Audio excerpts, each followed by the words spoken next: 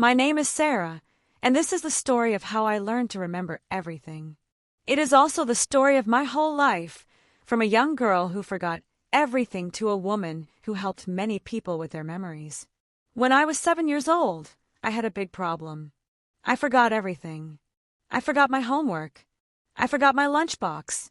I forgot my mother's shopping list. Every day, my teacher was angry with me.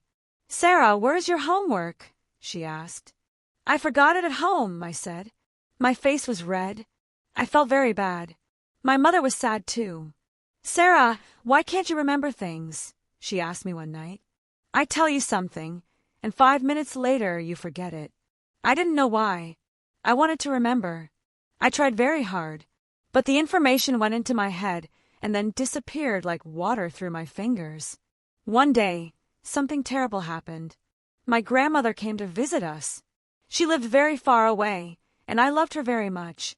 She gave me a beautiful necklace. "This necklace belonged to my mother," grandmother said. "Now it is yours. Take care of it, Sarah." I was so happy. I put the necklace in my pocket, but the next day I couldn't find it. I looked everywhere.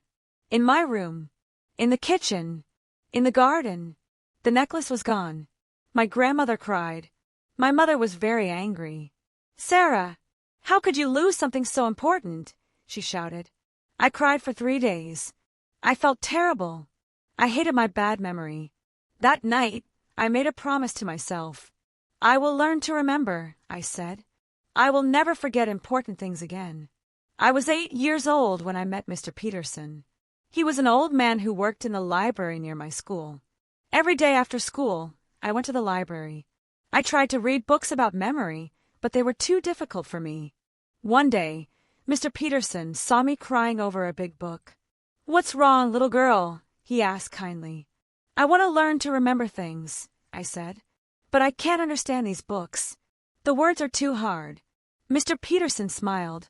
He had a nice smile with many wrinkles around his eyes. "I can help you," he said. "I was a teacher for 40 years. I taught many children how to remember. Come sit with me." We sat at a small table near the window. The sun was warm on my face. "The first thing you must know," Mr. Peterson said, "is that everyone can have a good memory. You just need to learn the right way to use your brain." "Really?" I asked. "Even me?" "Yes, even you," he laughed. "Now, let me teach you the first trick. It's called visualization. Do you know what that means?" I shook my head. "It means making pictures in your mind," he explained. "Your brain remembers pictures much better than words. Let me show you." He gave me a list of 5 things. Apple, car, book, dog, hat. "Now," he said, "close your eyes. Imagine a big red apple. Can you see it?" I closed my eyes. "Yes," I said. "Good. Now imagine that apple is driving a car. A funny red apple with arms and legs, driving a little blue car. Can you see that?" I laughed. "Yes. It's funny. Now imagine the apple stops the car and reads a book. Then a dog jumps into the car and takes the apple's hat." I opened my eyes, smiling. I can see all of it in my mind. "Good. Now tell me the 5 things on the list." I thought about my funny pictures. Apple, car, book, dog, hat. I said happily, "Perfect." Mr. Peterson clapped his hands. "You see, you remember them all. And you will remember the story for a long time because you made pictures in your mind." He was right. Even now, many years later, I still remember that red apple driving a car. Every day after that, I went to the library. Mr. Peterson taught me many tricks. He taught me about association, repetition, and chunking. He taught me how to remember names by connecting them to something funny. He taught me how to remember numbers by making them into a story. Slowly, my memory got better. I started remembering my homework. I remembered to bring my lunch. My teacher was surprised and happy. But Mr. Peterson taught me something more important than memory tricks. He taught me to believe in myself. "You are not a girl who forgets," he told me. "You are a girl who is learning." That's very different. When I was 12 years old, I had to take a big test at school. Everyone was worried about this test. If you didn't pass, you couldn't go to the good secondary school. My friend Emma was very smart, but she was also very nervous. I can't remember anything when I'm scared, she told me. My mind goes blank. I can help you, I said. I know some tricks. I taught Emma what Mr. Peterson taught me. We made funny pictures for all the things she needed to remember. We made rhymes for the dates in history. We made stories for the science facts. Emma laughed a lot during our study time. This is fun, she said. I never thought studying could be fun. On the day of the test, Emma was still nervous. Before we went into the classroom, I held her hand. Just close your eyes and see the pictures, I said. Remember our funny stories. You know everything. After the test, Emma ran to me with a big smile. I remembered everything, she shouted. All our funny pictures came back to me. Thank you, Sarah. We both passed the test. But something more important happened. Other students heard about how I helped Emma. They started asking me for help. Sarah, can you help me remember the French words? Sarah, can you teach me your memory tricks? I felt proud and happy. For the first time in my life, I was good at something. I was the girl who could remember everything, not the girl who forgot. When I was 15 years old, something very sad happened. Mr. Peterson died. I went to the library after school, like I did every day. But Mr. Peterson wasn't there. Mrs. Chun, the other librarian, had red eyes. She was crying. Sarah, she said softly, I have bad news. Mr. Peterson died last night. His heart stopped. I couldn't breathe. I felt like someone hit me in the stomach. I ran out of the library. I ran and ran until I couldn't run anymore. Then I sat under a tree and cried. Mr. Peterson was my friend. He believed in me when nobody else did. He changed my life. And now he was gone. I didn't go to school for 3 days. I stayed in my bed and cried. My mother was worried. Sarah, please eat something, she said. Please talk to me. I miss him so much, I said. He was so kind to me. On the 4th day, my mother gave me a letter. Mrs. Chun from the library brought this, she said. Mr. Peterson wrote it before he died. My hands shook as I opened the letter. It said, Dear Sarah, asterisk if you are reading this, it means I am gone. Don't be too sad. I lived a long, happy life, asterisk. Asterisk, I want you to know something important. You changed my life too. After my wife died, I was very lonely. Teaching you made me happy again. You gave me a purpose, asterisk. Asterisk, I want you to promise me something. Promise me that you will help other people like I helped you. Use your gift. Teach others. Make the world a better place, asterisk. Asterisk, you have a special talent, Sarah. Don't waste it, asterisk. Asterisk, remember me, but don't be sad. I will always be in your memories, asterisk. Your friend, Mr. Peterson. I cried when I read the letter. But this time, they were different tears. I felt sad, but I also felt grateful. Mr. Peterson gave me so much. Now I knew what I had to do. I would keep his promise. I would help other people. When I was 18, I went to university. I studied psychology because I wanted to understand how the brain works. I wanted to learn everything about memory. At university, I started a small club. I called it Memory Masters.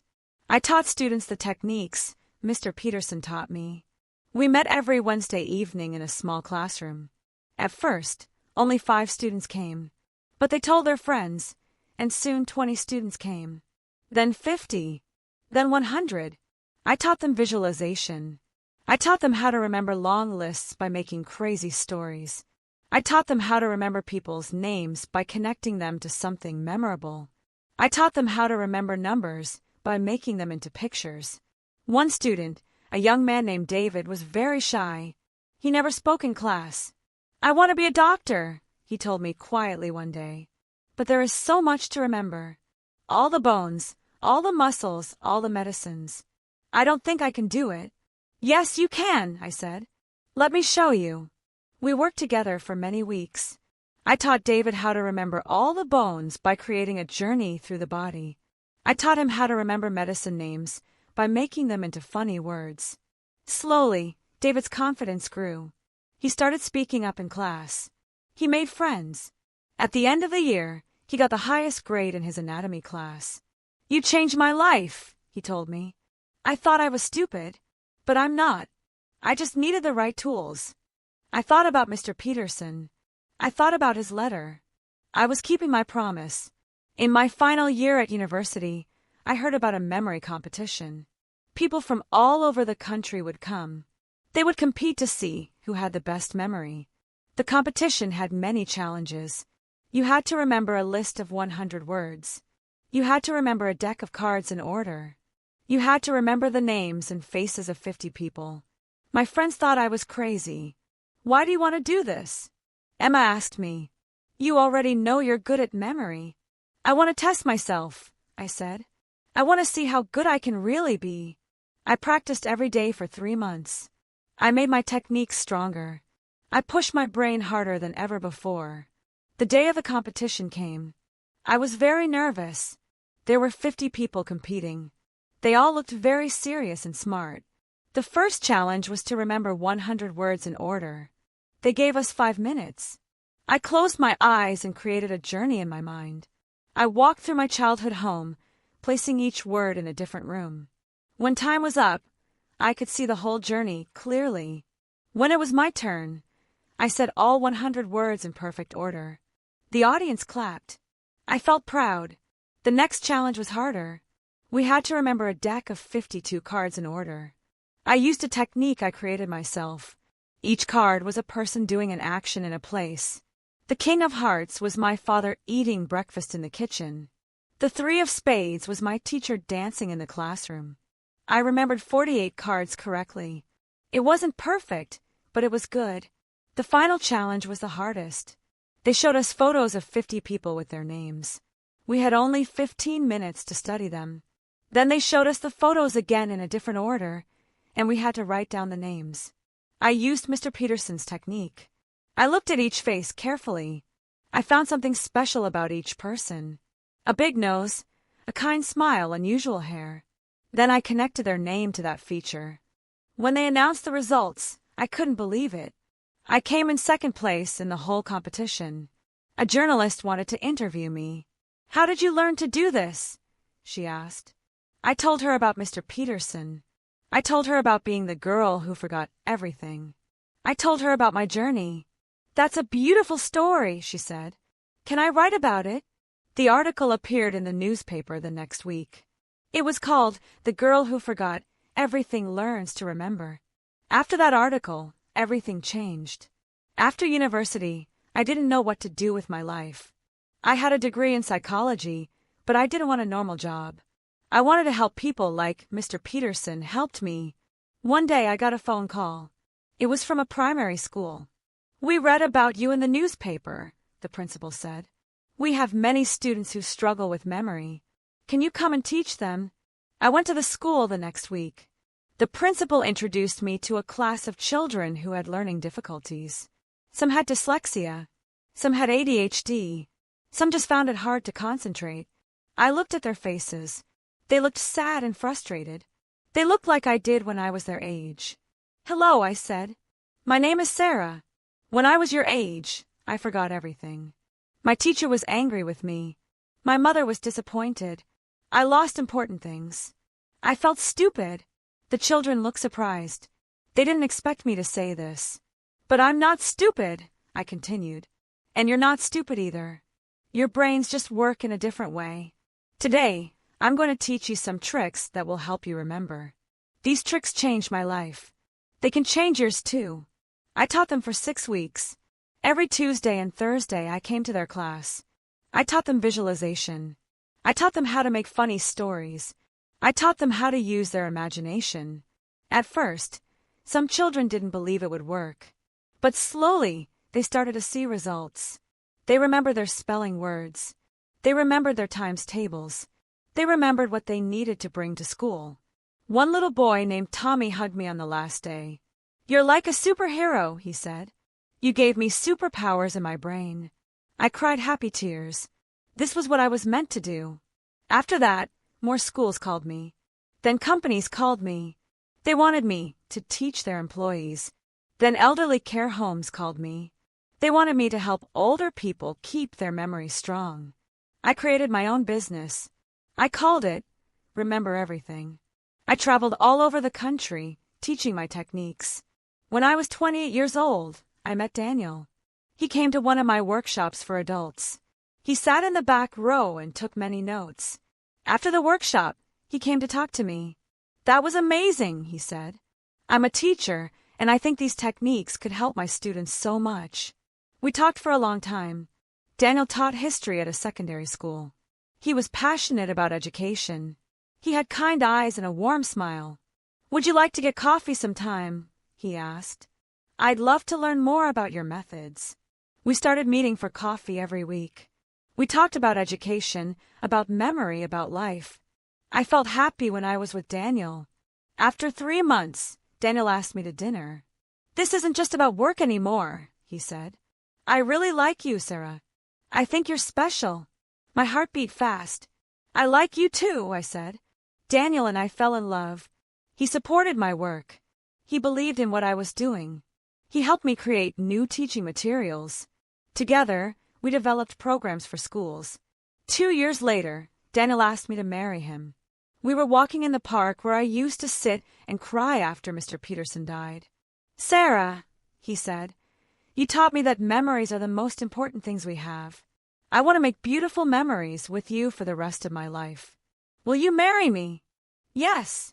I cried. "Yes, yes, yes." We got married in a small ceremony with our families and friends. Emma was my maid of honor. It was the happiest day of my life.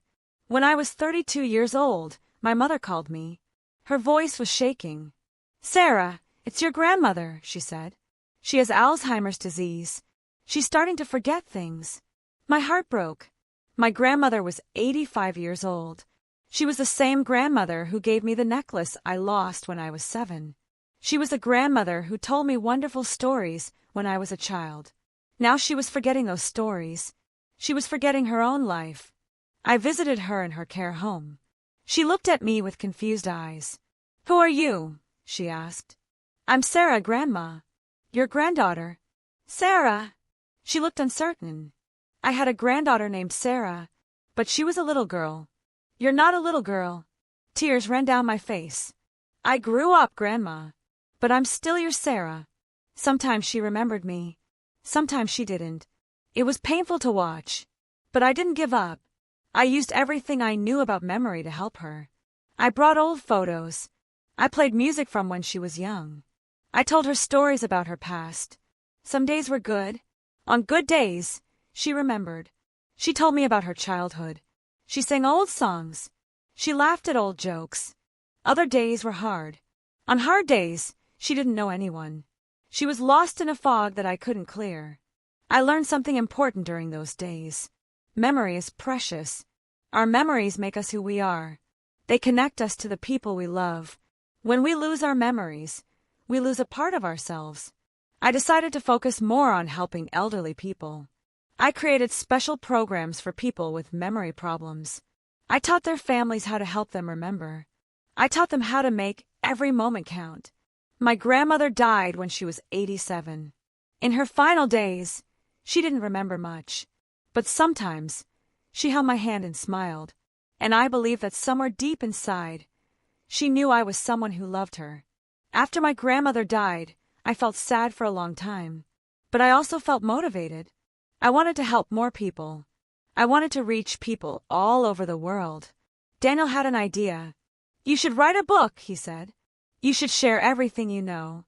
Think of how many people you could help." I thought about Mr. Peterson's letter. "Promise me that you will help other people like I helped you. Use your gift. Teach others." I started writing. Every morning, I woke up at 5 o'clock and wrote for 2 hours before work. I wrote about my journey. I wrote about the techniques I learned. I wrote about helping children, adults, and elderly people. Writing the book took me 2 years. It was hard work. Sometimes I wanted to give up. But Daniel encouraged me. My friends encouraged me. Finally, the book was finished. I called it How to Remember Everything. A journey from forgetting to never forgetting. Finding a publisher was difficult. Many publishers said no. Memory books don't sell well, they said. People aren't interested. But one small publisher believed in my story. They agreed to publish my book. The book came out on a Tuesday morning. I was so nervous I felt sick. What if nobody read it? What if people thought it was stupid? But something amazing happened. People started buying the book. They started writing reviews. They said the book changed their lives. They said the book helped them in school, in work, in their daily lives. A famous television show invited me to talk about the book. After that, more people bought it. The book became a bestseller. I received thousands of emails and letters. People told me their stories. They told me how the book helped them. One letter made me cry. It was from a teenage girl. "Dear Sarah," she wrote, "I read your book and I cried. I thought I was the only one who forgot everything. I thought I was stupid, but your book showed me that I'm not. You showed me that I can learn. Thank you for changing my life. You're my hero." I thought about my 7-year-old self, crying because I lost my grandmother's necklace. I thought about how ashamed I felt. If only that little girl could see me now. After the book's success, opportunities came from everywhere. Universities invited me to speak. Companies wanted me to train their employees. Schools wanted me to teach their teachers. I traveled to different countries. I taught in America, Australia, Japan, Germany, and Brazil.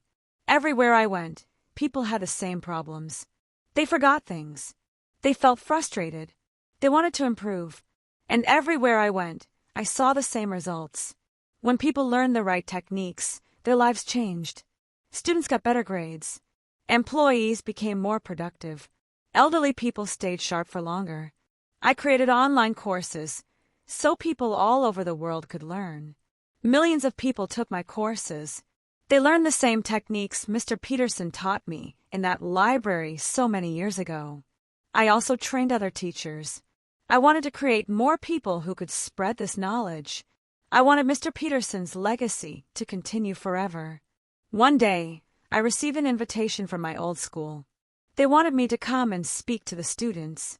I stood in the same assembly hall where I used to sit as a child. I looked at the young faces looking back at me. "When I was your age, I sat where you're sitting now," I began.